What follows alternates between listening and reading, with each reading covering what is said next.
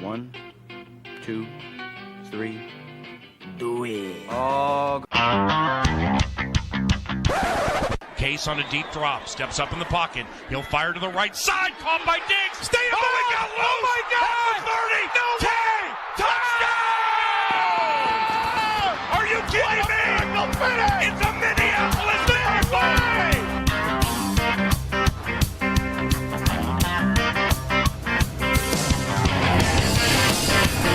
All right, welcome back to another edition of the Skoldiers podcast. I'm your host, the ever-lovable Ed Broadmarkle, here with me, as always, Mike Anderson.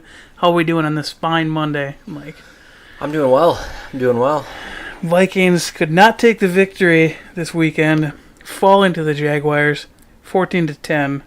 But we were at this game, Mike, and this is your first time at US Bank Stadium. Yeah. So, what'd you think? First time in the stadium. What'd you think of the full experience? I mean, I see your snaps every day. You walk by it almost every day. But I'm like on the grounds basically every day, but I had never been inside. First time inside? Yes. Just walk me through the experience, Mike. What were you feeling? What were your emotions? So came in through the front. They did not have the big sliding doors open.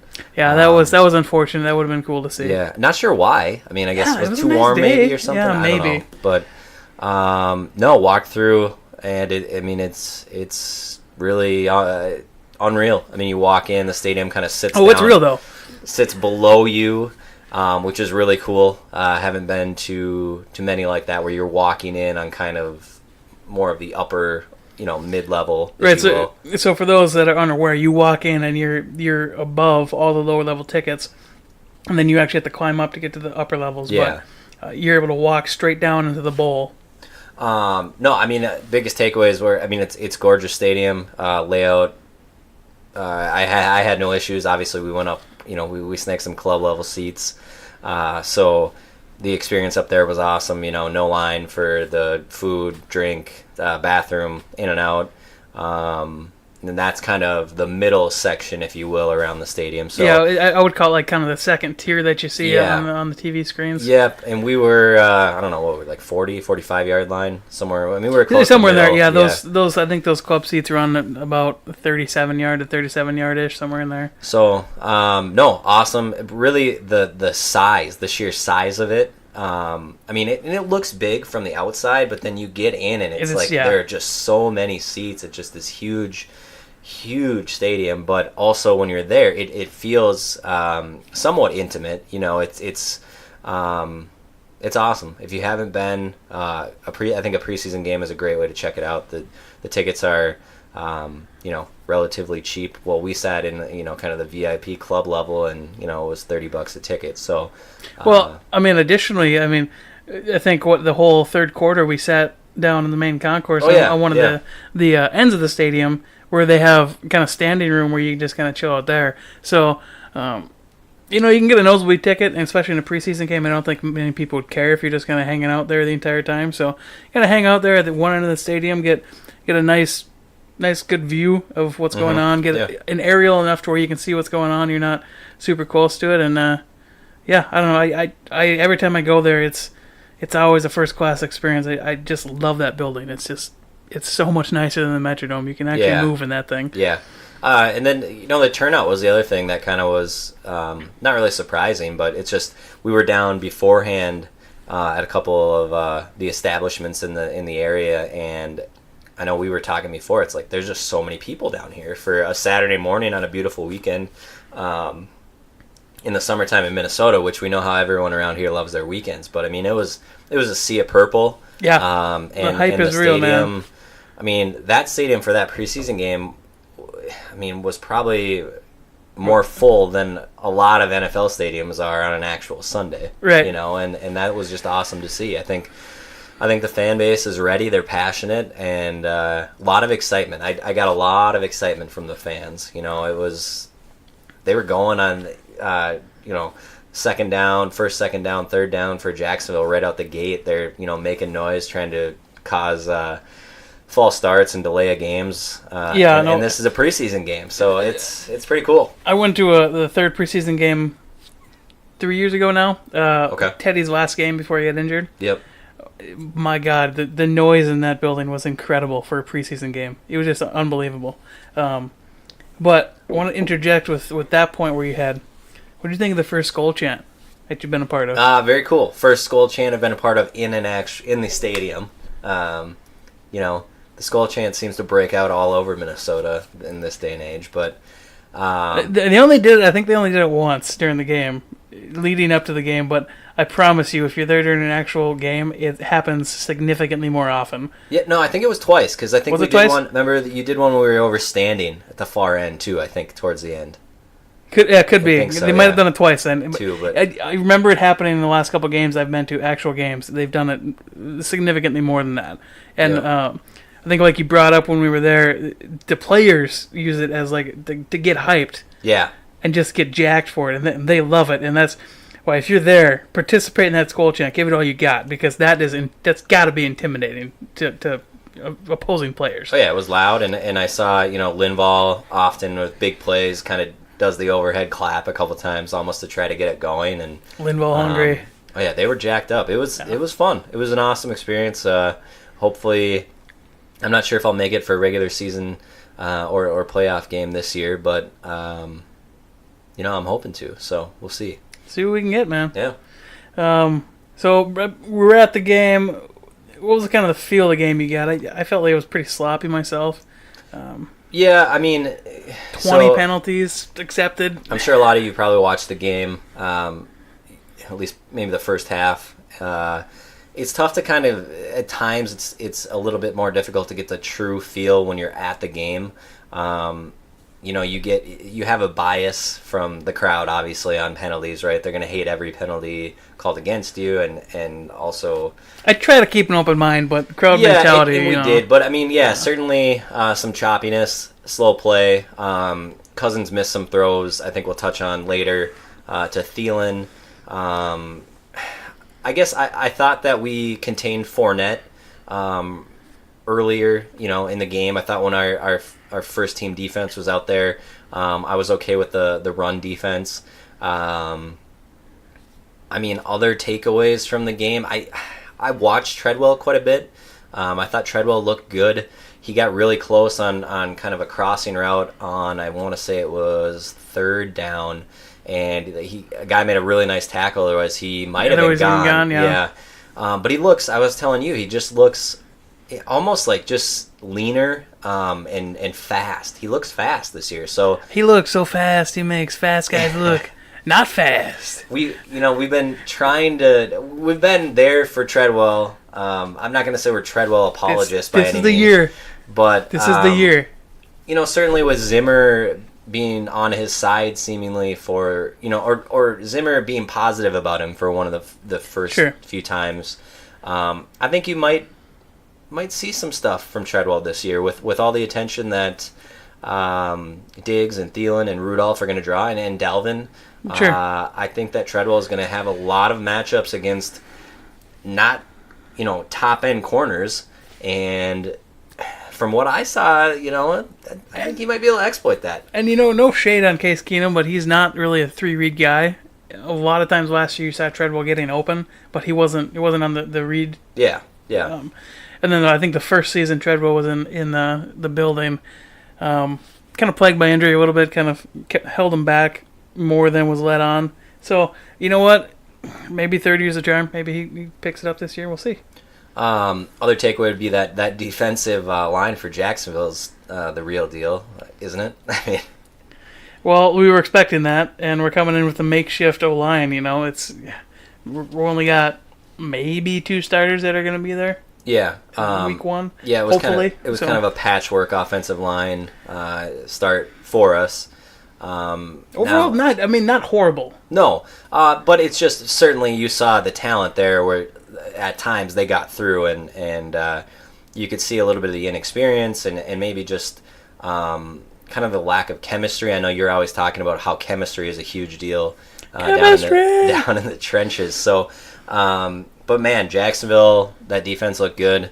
Marquise Lee looks faster than a lot of our corners seemingly thought he was. Yeah, I think he was covered on one route by Sherrills, and Charles has really no business covering Mark Easley. No. That's effectively, what did they have? They had Newman on Alshon Jeffrey in the NFC Championship game, and that he has no business being on Jeffrey. Right. No. I don't know. Any other takeaways that you had? I mean, it's tough because like you said, we're at the game. We kind of made the decision we weren't going to check out Vikings Twitter until halftime because we, just kind of wanted to focus on the game. I'll say the thing about preseason games, and everyone complains about it, and everyone seemingly forgets that they overcall penalties a lot during preseason games. They do intentionally. Intentionally, because what they're trying to look for is they're flagging all these things. They're saying, okay, they go back and they look at each individual reference. Say, you flagged this. This is why that is not a flag, or this is why this is a flag, and that was a good call. It's a teaching moment for all the refs to go through and understand exactly what should be called, what was a good call, what was a poor call, what you should be looking for. However, there was a roughing the passer call late in the game, which was completely ridiculous. All right, now we call this the Aaron Rodgers rule. If Aaron Rodgers actually takes some bone supplements, maybe this isn't an existing rule, because there is no way that was roughing the passer. No way. If you had to have seen the replay by now on Twitter if you're on Twitter. Yeah. There's no way that was roughing the passer. He's on his knees tackling the guy. Right. What do you want us to do with the quarterback? Yeah, and I mean, I think that most likely, if you're listening to us here, you've seen the play. And there was kind of an outpouring that night from all around the NFL. Ben Lieber continually, even I think today, consistently making posts about how this needs to be changed. Mike Zimmer came out today and said that if these rules stay, there's going to be guys that lose their jobs because of it. Players that lose their jobs. Richard Sherman came out and was really against these new rules. So there was some awareness, I think, that was spread, not just in the Viking game, but certainly we had. How many of them got called that game? I think there was at least 3. There was the one where it could have been offsetting. It should have been offsetting technically in that one. Yeah. I think there was at least one more. Yeah, 1 or 2 more, I think. Plus, and then, of course, you had the big, the passer the big hit that kind of knocked out our receiver toward the end. That kind of hit pisses me off. Right, but it's going to take some time for the fans to adjust. I think we're going to have to adjust. I think that the NFL has made a decision that they're going to move to player safety. I was listening to a podcast, and it was it Mike Piera, the Rules former, he kind of, I think Fox brings him in. He said that he's been watching a lot of these full games, and he has noticed a change in the way that a lot of guys are tackling. Sure, and I think that you have it's all a grain of salt. And I realize we've got the make football violent again. Whatever. And by the way, whatever. I don't want to lose it. But here's my whole point on this, right? And this is my whole point with any of these penalties that are somewhat ticky tacky, and they have to decide in a split second moment. Like, these penalties decide games. Okay? Yeah. That lowering the helmet rule, that's a 15-yard penalty. Yep. That's the difference between a stop and ending a drive and winning a game late in the fourth quarter, or extending the drive, giving the opposing offense 15 yards, and now all of a sudden they get a fresh set of downs. That, at the very minimum, if you want to go down this route and make the game safer, fine. Let's make that rule. But then you have to implement something where these can be challenged, these can be overturned when they're blatantly, obviously not that call. Because we see this all the time with pass interference. There's no recourse to pick that flag up. No. You see this all the time with roughing the passer. For instance, that a couple years back, that Detroit Green Bay game. The face mask penalty, that didn't exist because he didn't even touch his face mask. Right. Okay? That type of play should be reviewable, and you should be able to remove that penalty, especially in the 2 minutes. That should be immediately reviewed by the officials and say, okay, let's get this right because it matters to the outcome of the game. And they don't do that currently. No, and I think... So I'm fine for making the game safer, but you got to give teams a recourse. Yeah, and I agree with you that I think that is an obvious solution here. The devil's advocate would be, you've got a lot of fans that are not as diehard as maybe you and I, our listeners, You've got the casual fans out there where it already feels like every single thing can be reviewed, and these games are taking forever and drying out. And I think that the NFL is trying to, ultimately balance everything. Safety, the casual fan, But if you're trying to balance that right, and you're trying to make the game quicker, you just implemented new penalties that are going to be called fairly regularly. Right. So you're already making the game longer anyway. So why don't you cater to both and say, okay, we're going to make the game a little bit longer, but we're also going to make it safer, and we're going to make the outcomes more predictable based on skill of the team and not a call. Yeah, I just don't know that you're ever going to get to a point where every call is challengeable. I don't want every call challengeable. What I want is 15-yard penalties like that are refresh of the downs challengeable. If it's an instant first down, you challenge it, you get it right. Well, if it's a pass interference, you challenge it, you get it right. If it's a personal foul, you challenge it, or it's immediate review like a fumble to get it right. Yeah, you were talking like that. If the NFL, which they do have the ability to hire on a team of guys that are watching these games, and as soon as that's called, it's instant being reviewed. They get a review, they get to see 3 or 4 angles, and then immediately after that they vote. Is that penalty or is it not? And they could do the thing where if it's close, they stop the game. If it's close, they take the call on the field. Here's what I'm saying. If it's a close enough play where this team of experts or whatever deem that, hey, wait a minute. So let's say Vikings are driving down the field. There's one of these hits. It's not flagged. We're out there trying to hurry up to get to second down. Whoa. These guys notice something. You can stop it, review it, or vice versa. Flags out there, But I think that ultimately we're going to be in a situation for this year where they're going to go through with the way it's set up. And you're right. There are going to be outcomes that are going to be decided. I think it's going to start week 1. I mean, I think you're going to see this weekly absolutely. where outcomes are decided due to some of these calls. Now, I mean, you already see it with like pass interference calls. And it's just we've generally accepted that as the case. You're going to win some, you're going to lose some. You're going to get screwed some. You're going to gain on some. Some of this is a little bit of a witch hunt by these guys that are, they like the violent, the big hits and whatever. You have to realize that certain types of hits are illegal. Absolutely. And so if a guy comes across, leads with his helmet on a big hit, no, you're going to get that. That is a penalty, and I don't have a problem with that. And you do have people that hate that that's being taken out of the game. Which, I say, you just get with the times here. Like, you can't beat these guys up and have them be dead by 35.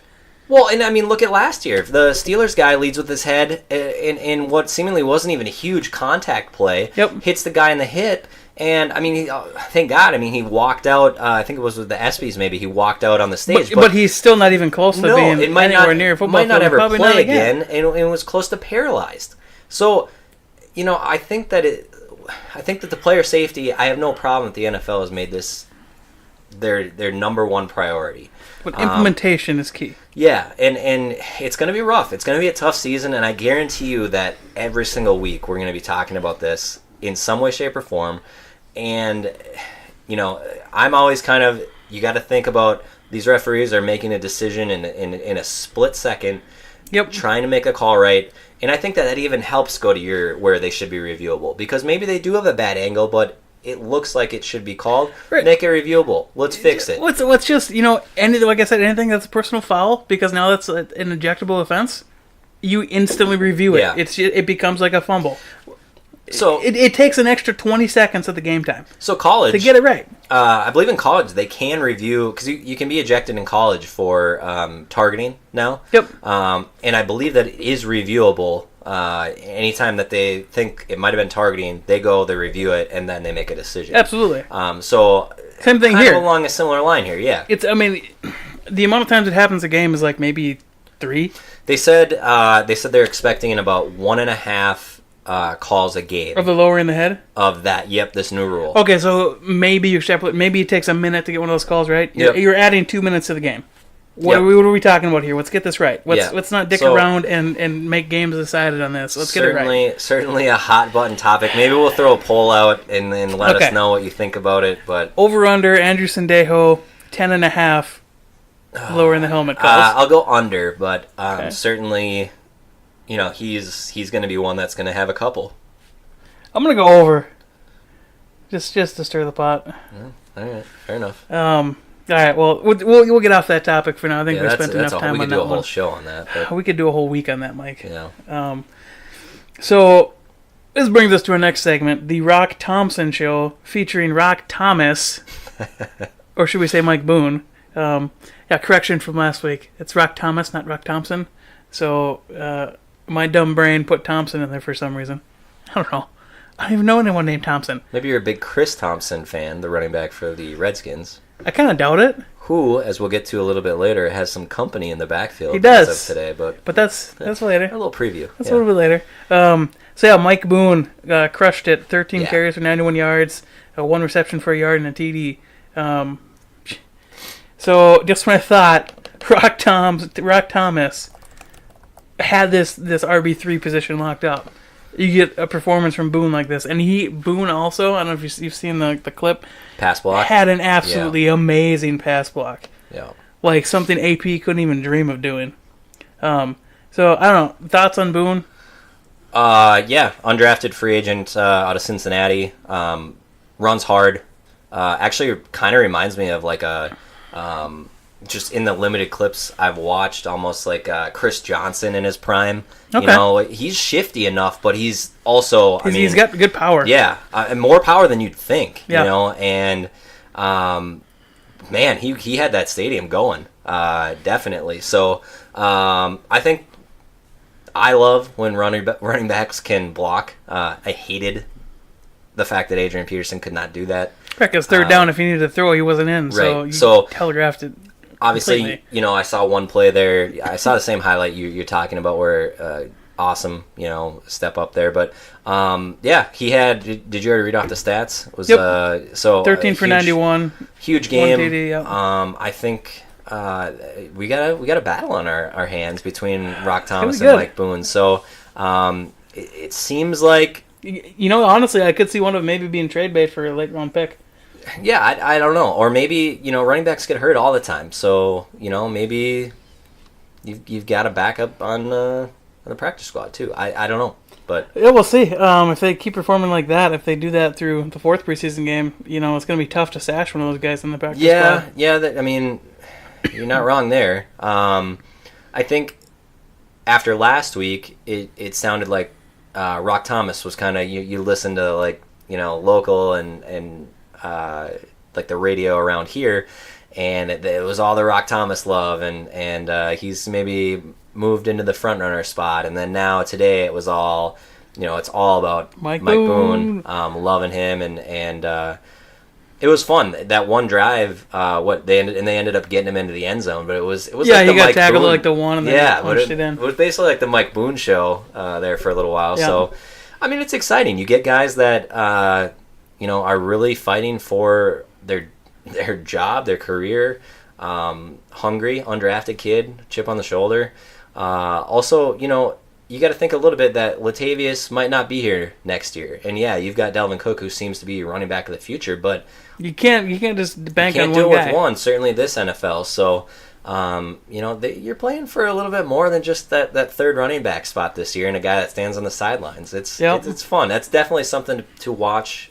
Game 3, which will be this Friday. This Friday. You got a time on that the for Sea me? Chickens. I believe it's a 7 o'clock at night game. 7 o'clock at night. Okay. I hate those 7 a.m. games. You know. 7 8. Yeah. Oh. You remember the last time we had a 7 a.m. game? 8 a.m. game, Mike? That was over across the pond, probably, huh? Yep. We were playing. I think we were playing Cleveland in London, and the night before was your Halloween party, I believe. Oh yeah. I'm up spry, right and awake, just waiting for everyone to get up. I'm watching the game, and you guys are still sleeping. No. Yeah. So it's okay. Halloween will do that. Yeah, we'll let that slide. Well, I probably had more to drink than you guys did. That's fair. You were tasting some of my screwdrivers that night. Oh, yeah. They were a little bit strong. Anyway, speaking of things that make you want to drink, injuries. Yeah. Holy cow. Yeah, we forgot about that. You know, I tried to get some help from my late uncle on keeping us safe, but wow. Yeah, did you kind of make him mad or something? Maybe I don't know, man. I'm gonna have to figure that out. He did not like it, or did not. His influence did not help. No. Just put it that way. Eddie Aruna, defensive end, out for the season with a torn, I believe, ACL on his right knee. Cedric Lang, I think he broke his ankle. Offensive tackle, he's out for the year, I believe. Mac Alexander hurt his ankle. Didn't seem super serious. I think he was in a boot rehabbing. X-ray's negative. Sounds like it's not a serious injury though, so I would probably just precautious, and then maybe he might sit back and not play in the next preseason game, probably. Johnny Stanton, I don't know what happened to him, fullback, but I don't know if he sent to IR, if he was one of the waived ones, waived with injury designation. Josh Andrews, center, he went down. Jeff Badette, wide receiver, I think he had a concussion after that nasty hit he took from, I think, concussion protocol, Marquise Lee. Don't do a block like that or a move like that. It wasn't Marquise Lee, it was a defender. Don't do that, because that is complete bullcrap. That's the kind of hit we want to remove from this game. Right. So yeah, 6 guys go down. Luckily, and you hate to say that, but none of these guys were projected to be like really high-end starters on the team. Hurts to lose the depth in the offensive line. But man, that was just a bloodbath near the end. Like I think I said, third quarter, we can end the game now. I'm done with these injuries. Well, I mean, it's like every other time we looked out there. The trainers are running on the field. Yeah. I think the trainers were on the field more than the first team offense. Maybe They'd probably definitely banked more yards than the first team offense did. Yeah. To be fair. Right. So yeah, we wish those guys well in their recovery, and let's hope that stops. Yes, we need to stop that and get healthy, get the rest of our O-line healthy. We might circle around to that, a little bit of an O-line update, but I'm going to shift into the next topic here regarding the first team offense, Mike. Adam Thielen chemistry, it still isn't there. How concerned should we be? I'm still not concerned. Maybe the concern... On a scale of 1 to Troy Williamson. I'm still I'm at a 1 here. At a 1, okay. I think that Thielen is going to operate primarily out of the slot this year. Cousins loves the slot. Definitely, he was off on a couple throws to him. He skipped one to him. Thielen looked visibly frustrated a couple times, which I guess maybe I'm at a 2. Maybe I'm at a 2, okay? 2? Okay. But it's still really early, and I mean, it certainly looks like Diggs and Cousins have got it. I mean, they're on track. They're ready to roll. And it's just going to take some time. Get the timing down. Thielen's an excellent route runner. So I think that I'm not worried right now. But it's something to keep an eye on, I guess I would say. Here's where I'm at with it. I'm at about a 1.5. Okay. The only reason why I'm that low still is because last year you had Case Keenum come in with almost zero chemistry with either wide receiver. Right? He came in relief in week 2. And we obviously saw where Thielen and Diggs went. Yep. So I'm not really concerned. Something that maybe just... It has to develop. It takes a little bit longer to develop the timing and the trust and understanding how he breaks. Could just take a little bit more time. And Diggs is more predictable for whatever reason. We don't know. But I'm at a fairly low like danger meter there. I think he's just going to, like you said, just take a little more time. And I think they'll be fine. I think those are the nitpick things that you like to look at when guys aren't getting hurt and your team is doing positive things in the preseason. Those are kind of the fun things to kind of nitpick, essentially, right? Mm-hmm. When we're not having to talk about the loss of starters to injury or, those sorts of things, it's fun to look at the Mike Boone and then also the struggles and some of the things where, hey, these were really successful last year. Why isn't this going well through a preseason game or two? But at the end of the day, it's preseason, right? That's what you really have to think about. They're going in a lot of times and trying to work on specific things. It's not, they're not watching tape necessarily, not nearly as much as they would. So they're not game planning. They're, like you said, they're working out the kinks. They're trying very vanilla stuff. It's a grain of salt, but it's something to keep an eye on. I think his chemistry and just the chemistry really with a brand new offense is something in itself. So it might not even be just Thielen and Cousins. You're going to add Dalvin into the mix soon. And that's going to be another moving piece. Latavius had 2 fumbles. And it seemed like he didn't even... How did we not put Latavius on this list? barely even touched. On the one, I don't even think he was. He was like leg tackled. So, you've got a bunch of things that are kind of going a little bit weird. Maybe you chalk it up to new, maybe lack of chemistry, or maybe it's just the preseason and these things happen. Yep. But better to happen now than in the regular season. A lot of you probably are like, I'm not even aware that Thielen has been, really, really quiet. Well, now you know. He has. And now it's something you can watch Friday. Absolutely. We're trying to help you have things to watch on Friday. Absolutely. I mean, there's half dozen things we already thrown out here where, you can just take a deeper look. Try to just clue into those keys a little bit more. Like, who's going to recover Latavius' fumbles on exactly. Friday, I mean, will it be us or will it be That's an avid concern. Seattle? Which O-line is going to have the best recovery skills? We don't know yet. Yeah, we'll see. We've only had to recover 2 Latavius fumbles. There could be many more this year. You never know. But I guess shifting gears here, we'll kind of go a little bit around the league here. The LA Rams have signed a tackle to an extension, Mike. Okay. Do you know which tackle? I would assume it's Aaron Donald. No, it's the offensive tackle, Rob Halverson. Oh. You would think it would be Aaron Donald. You would think that would be their prime free agent that they would want to re-sign and extend. Oh. You would think that would be the goal. But no. Still a weird deal. It doesn't make a lot of sense to me, Mike. We touched on this a couple of pods ago, and I don't get it. I don't get why you continually disrespect the guy. I don't know. I did see that they're apparently getting really close, but... They're in the same zip code, but you want to know what? There's a lot of damn houses in my zip code. Okay? You never know. It took me a long time to go door to door and find exactly where I needed to be. I don't know. So, we'll see how that breaks down, but if my theory still holds true, he's not playing it down this year. So, we'll see. Oh, yeah, that's right. I'm going to win a 6-pack from you. I mean, I'm going to win a 6-pack from you. Yeah, we'll see. Yeah, we will see. So, yeah, there's that. Then also, Menelik Watson got cut by Denver. He was due $5.5 million this year, and that was not enough to keep him around on the roster. Okay. So, I don't know what you really glean from that. Of, he's due $5.5 million. They still cut him. So I don't know what. Is there anything to make of that? Well, I mean, it's tough when you're not following that team close. Right. To make.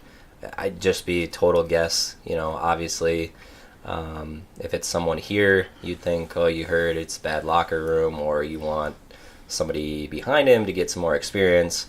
I don't know. I mean, is he a younger guy? I'm not. This was on your radar. Sure. You said maybe a year ago as a possible. I think 2 years ago. 2 years ago as a possible interest. He's one of the guys in the tackle market when we were searching for a tackle. That was right on the radar. Let's see. His age is 29. 29. So yeah, I mean, I don't know. It could be a lot of different things. And Denver is a weird team. This year, like, what are you trying to do there? We heard apparently they're maybe interested in bringing Teddy in right before the show. So, I think just John Elway is bad at evaluating QB talent. Honestly. Which is a weird statement, isn't it? It's an absurd statement, but it makes a whole lot of sense if you look at their path of quarterbacks. I don't know. I threw this out there as possible free agent depth for the Vikings. I mean, if he might not even be subject to waivers, so he might just get that money guaranteed to him from Denver, and then you bring him in for the vet minimum because he's already making $5.5 million. So it shouldn't take a lot to persuade him. And if you're a team like the Vikings, you have a pretty high aspirations this year. That would be pretty attractive to the guy. So if we truly are looking for some tackle depth, if maybe Hill's injury is a little bit more severe than anyone's letting on, maybe you bring him in for some depth. I don't know. Just something that's possible. Now, whether or not we want him, I'm not certain. I'm not Rick Spielman. I'm not in Rick Spielman's ear, but it's a possibility. Well, it's good to know. It's a name to know. It's a name to know, so if you're not surprised if you hear it come up that he's in the building or we're talking to him. Let's circle back around to our offensive line here for a second. Okay. So we started with Reef, Compton, Edison, Isadora, and Collins. Now, the optimist in me says that only one or two of those guys will be starting week 1 of the regular season. Yes. Now, the problem is, optimist Vikings fans usually always end up paying at the end. Well, that's actually true. That's actually very true. So, I don't know. I don't know what I feel about Isadora playing right guard. I don't know. I know for at least tackle, the transition from right to left is significant. I'm not sure it's as significant for guard. So, if he's truly panning out strong, maybe you kick him to left guard with Elfline at center, Remmers at right guard, and Hill at right tackle.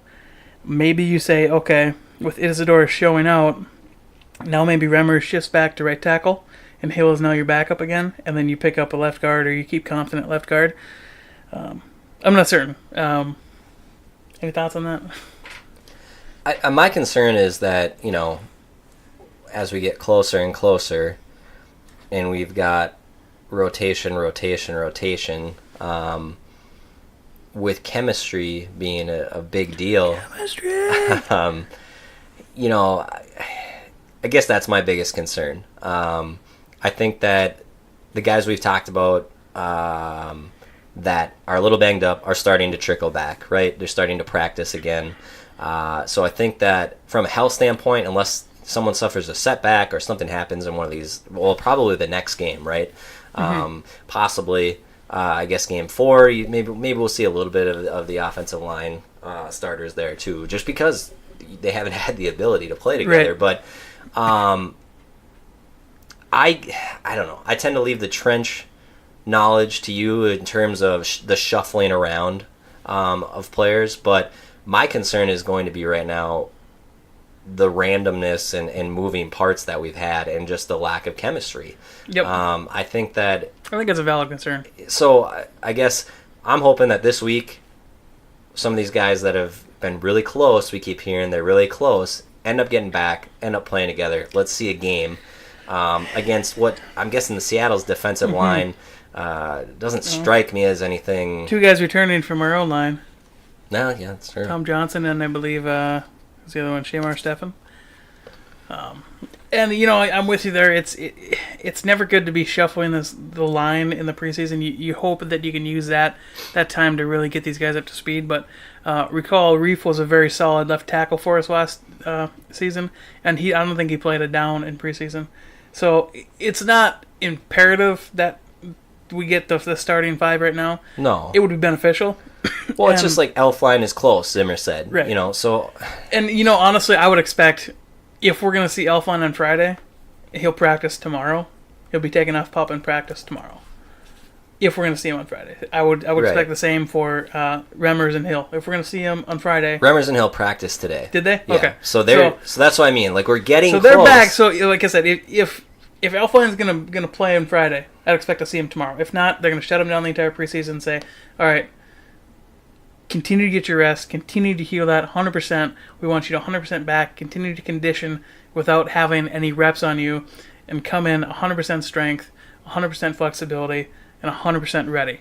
Yeah. And then we'll go from there. I mean, I guess, I know you're Isadora. I think that Collins has just as good a shot there in that spot, and then, Reef, Elfline, Remmers, I think, and Hill will be kind of where I'm at on it. So, yeah, it's kind of weird right now because I think Collins played like 3 different positions on Saturday. So that's just why I'm assuming he's going to be in, because I just think something negative is, either a guy's going to get banged up or not be back in time, and you might see a little bit of a versatility factor there. I don't think O'Neal is going to be ready to roll by any means. But again, we saw he didn't seem overwhelmed. No, when he had to play. So I'm hoping that we can kind of ease him in. I think he'll be all right. He didn't seem as overwhelmed as TJ Clemens did his first few games. So Right. I'm at least positive that if we needed him, we could probably push him into service, and he probably wouldn't have his entire career trajectory ruined by doing so. But the TJ Clemens podcast, that's coming soon. So, keep your eyes open for that. Not really though, but maybe, but not really. Okay, so we put out on Twitter. We only got 2 responses. One of them from a co-host of the podcast, Skoldiers. Okay, so we ask you your questions. Here's what we got. First question: as much as we all love Holton Hill and his potential, has he really done enough for a roster spot? From Ian Paraguay. I hope I'm saying that right. So thoughts on Holton Hill and what he's done to deserve a roster spot at this point, or not deserve a roster spot? Well, we hear the hype from players. We didn't even have to draft him. Right.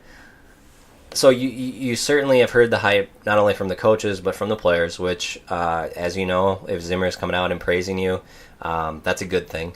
So my fear would be, is that someone that, if they try to practice squad, would even clear at this point, is my concern. So right. If that's not going to happen, I think, yes, he does have a spot on the team. Gut feeling right now is that, yeah, there's going to be room. Okay. I also don't think Cheryl's is going to be on the team. So, and I would agree. So I think that's where I think that's the spot. Yep. So, I would tend to agree. I could see the point where we might keep both until Kentrell Brothers is off suspension. So through first 4 weeks we keep both, and then you try out Mike Hughes at both return spots full time. But yeah, I'm of the same mindset. From everything we hear in camp, I mean, his progress is a lot quicker than any other undrafted free agent you see. He feels more like a mid-rounder that's picking it up quick. And like you said, if Mike Zimmer's praising you, you're doing some good stuff. And you hear good things from Xavier Rhodes, that he's asking the right questions, he's getting in the right spot. So I could easily see us rostering him, but on the other side of the token, I could easily see another team not taking the chance on him. Yeah, I mean, and he struggled a little bit in the actual games. Yes. So he might, this year, he might be able to pass the practice squad. Right, but then it's like, well, why are you hyping it? Why are you hyping him up? So or potential trade bait. Right, I guess. I don't know. There's a lot of moving parts there. So you personally think he's done enough to deserve a roster spot? Cheryl's out, Hill in. I would feel the same. My gut says the same. But who knows? Sometimes these roster spots just, you can't predict them. So right. Who knows? We feel yes. Zimmer, well, he might not. We'll find out. I just think, why wouldn't you? I mean, the upside for Hill. Do you trust Cheryl's in a coverage situation? No. So, no. You know what I mean? I trust him about as far as I trust Josh Robinson, and that is not far. Oh, God. Different that's podcast. A name from the past.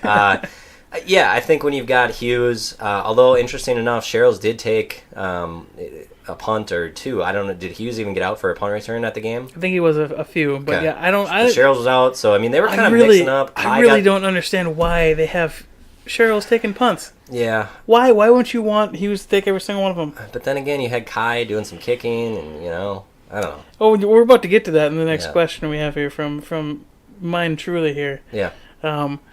So the second question we got: have you ordered your Daniel Carson jersey yet? The answer to that is no. But I'm pretty sure you still have a number 7 jersey that you could tape over. And I think I might have to do that. So you can do that. Yes, I have a Christian Ponder jersey. I will make this promise to you in the podcast. I will get a Daniel Carlson jersey if he kicks us into the Super Bowl. So if we make the Super Bowl, or he's got to make it? No, he's got to make a kick that kicks us into the Super Bowl. Like, he kicks us, we win.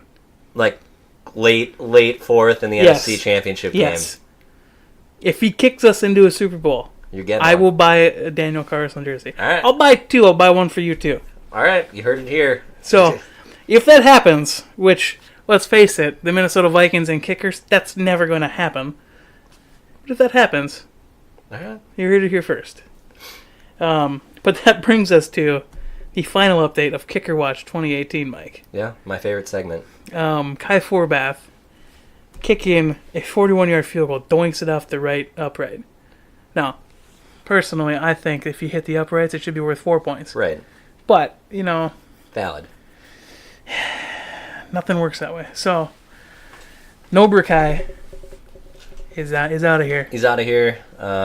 Certainly, I would assume we'll find another home shortly.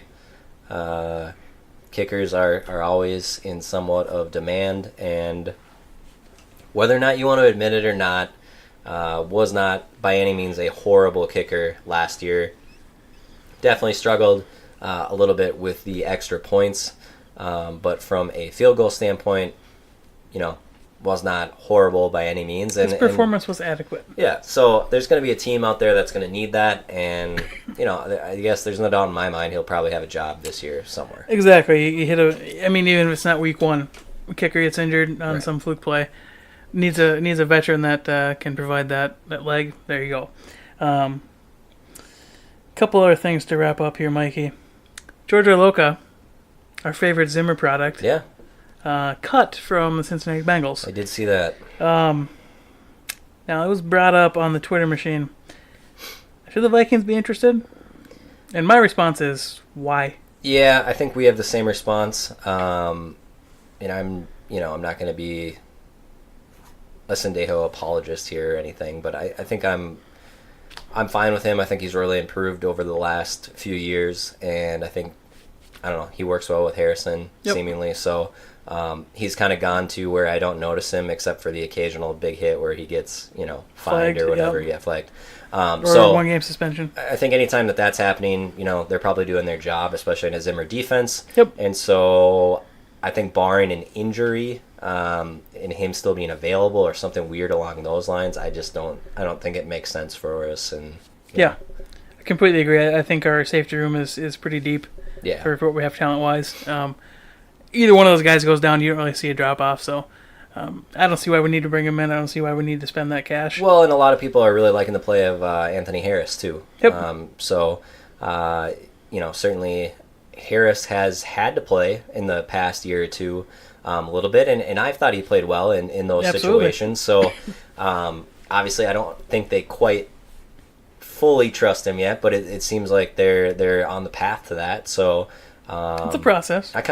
I like the guys that work their way through Zimmer's system and kind of earn the trust and turn into good football players. And you've heard that from everywhere he's been, that he's changed careers. You gotta let him marinate. He's made them better players, extended the careers of a lot of guys. You just gotta let him marinate a little bit. Terrence Newman has been marinated for a solid 50 years, man. Right. I would say no interest there. No interest. And I would agree. Now we got some flashback news, Mikey. Uh-oh. Our boy Adrian Peterson. Oh, yeah. He's now a Washington potato. Yeah, Washington potato. So Washington had some injury troubles. Their rookie running back, Geis, went down with an ACL injury, I believe, and is out for the year. They have Chris Thompson, who last November, I think, broke his leg, or had somewhat of a serious leg injury, and is coming back. Hasn't played in the preseason. Sounds like he's going to be probably ready to roll early in the year. But basically, they've just really been getting down there from a running back standpoint. I think they had another guy go down here in the last game, so they're kind of down to, I think I had read 1 or 2 healthy backs, basically, and Peterson still needed a home, and of course he's in the best shape of his life. You can make a bingo board on that, man. Right. It's uncanny. But just record-wise, Adrian Peterson needs 37 yards to take the 10th spot of the all-time rushing list. Okay. So that should happen by week 9. Give or take. Based on his New Orleans performance. Right. No, but in all seriousness, if he puts up 1,000 yards in the season, he would have a chance to push up to 8th on the all-time rushing record. Now, are they actually going to work him that hard? I don't think so. He's 33. As much as he hates to admit it, he is not immune to Father Time. He clearly took a step back, speed-wise and power-wise. At least the last year we had him. Right. Then he played a whole year with two different teams that really didn't utilize him a lot. So I don't see him getting anywhere near 1,000 yards this season. No, I don't think so either. So, but we'll see how good that relationship goes. Yeah, with a different team. So, and reminder, that is the same field that he tore his ACL on. Yeah. So, a little bit of revenge for his ACL there. Or the field is going to get him again. 50-50 chance. We'll see. All right, so to wrap it up, Mike. Okay. Go to our first prediction section. It's a trial run of this prediction section here. Okay. Ahead of the full season. So what we're going to do is we're going to predict the Minnesota game, the Green Bay game, and then we've each picked 2 games independently. If they match up, cool. If they don't, that's fine. Then we're just going to track our score like, the whole NFL.com network analysts do. And we'll see who wins at the end of the season. Maybe we put a 6-pack on it. I'm not certain. Okay. Yeah, we'll see. We'll figure it out. So, Seattle at Minnesota. Okay. At at historic US Bank Stadium. Yes. Who you got? I'm gonna take Minnesota in that game. Okay. What's the score? we're gonna throw a score out, huh? Yeah, we gotta have a tiebreaker. Oh, let's do 31-21. 31. Okay. So I do not think that Seattle is going to be that good of a football team this year. I think they're kind of in a little bit of a rebuild mode. They lost the Legion of Boom, no longer exists. They've Legion got, of whom? Yeah, they've got Russell Wilson, who, as you know, one of my favorite players in the league, much less quarterbacks in the league. So still a guy that can put some points up. I think a lot of their points are going to come later in the game. I'm not saying that the first team defense is going to give up a lot, but I think it'll be fun to actually see the maybe first full look at a healthier Vikings offense if we can get potentially Remmers and Elfline, and there's talk that Dalvin might play. All of a sudden you've got kind of a little bit closer to what our starting team's going to be. It's a home game. What it should look like. I think I like them to put up some points, so I will take the Minnesota Vikings to win that game. I think I'm going to mirror that sentiment. I'm going to go 34-17.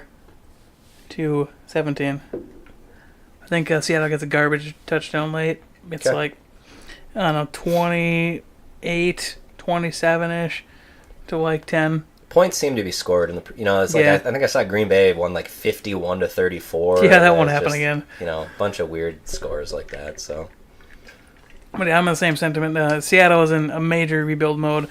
I don't know really what they're doing there, but you know what? Hopefully they have a plan. They can get back to competition because that division is heating up pretty damn quick. Right. Second game, Green Bay at Oakland against the Raiders. The Raiders. Not Oakland, it's what is it now? Las Vegas. Las Vegas Raiders. That's just weird. Anyway, what do you got? I'll probably go with the Raiders in this one, mostly because it's preseason, and I just never want to pick Green Bay to win a game. Fair. But I don't know. I think you might see Rodgers play a little bit less than your typical first team would. Be a little bit precautionary with him. And Green Bay's got a lot of younger players and new parts on the defense. I think you're going to see a bounce back year from Oakland from an offensive standpoint. I don't know that they're going to be that good of a football team, but you never know. I'm going to go Oakland, though. Let's go 28-24. 28-24, so a close one, huh? Yep. I'm going to go reverse. I'm going to go Green Bay 31 to Oakland 13. Okay. Because,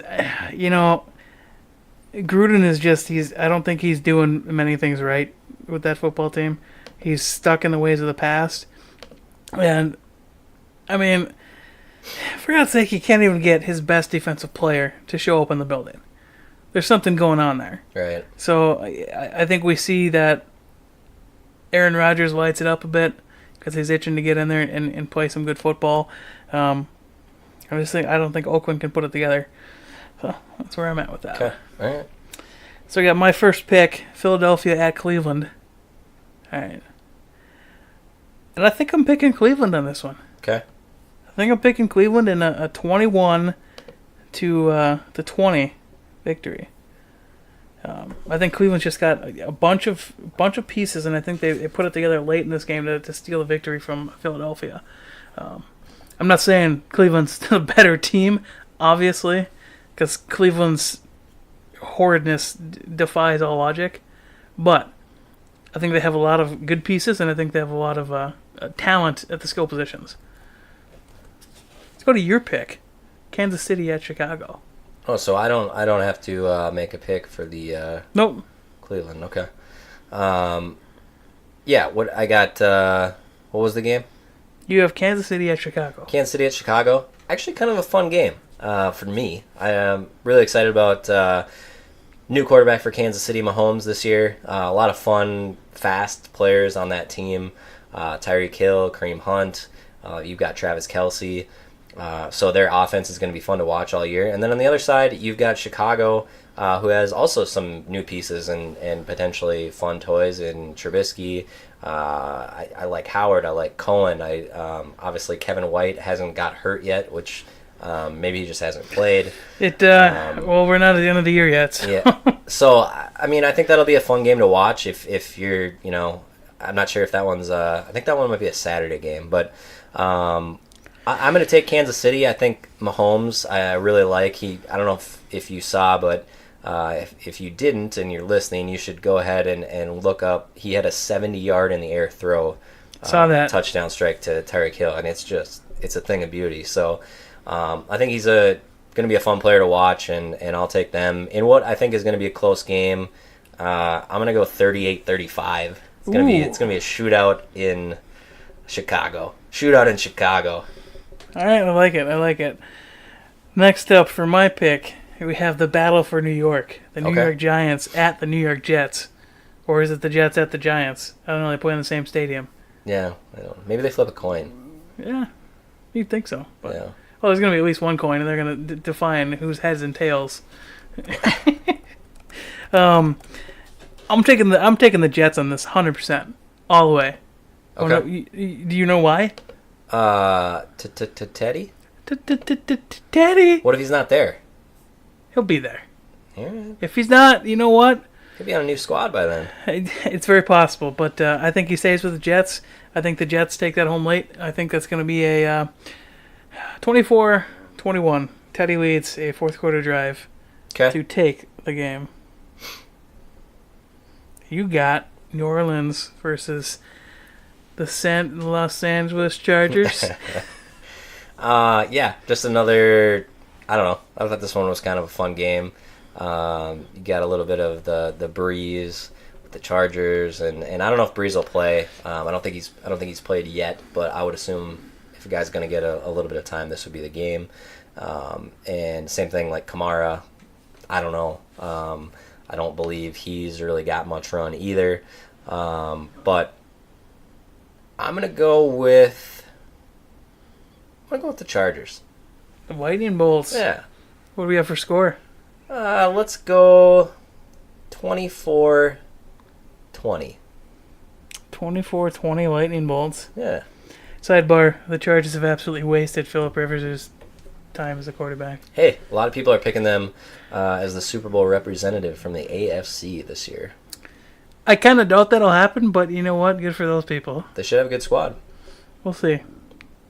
But yeah, I think that'll wrap it up for today. Got our predictions in. We'll see how they pan out next week. Yeah. And then we'll gear up for regular season predictions shortly after that. Probably have quite a few, probably have multiple shows next week. Maybe a couple guests. Yeah, we're going to do a prediction. We'll do a round table, kind of each division. We'll see how many we group into each show. Probably just depends how long we go on about each team, I guess. But yeah. Vikes play, sounds like 7 o'clock Friday, Seattle. Watch that. So, yep. Should be the most you get to see of the first team. And if, like you said, if you can get to that game, third preseason game is typically the best one because, like you just said, you see the first team the most. So you get to see them play. You get to experience the stadium on the cheap. Yep. So go check it out. It's worth your time, definitely. Yeah. So that'll wrap it up for us. Skoldiers.com, SkolDiersMN on the Twitter, part of the Climb in the Pocket network. I'm Namok7, and you are Muskie Mike, Muskie_Mike. Sorry. Don't forget the underscore, Mike. That could be dangerous. Oh yeah. But until next time, keep on Skoldering on.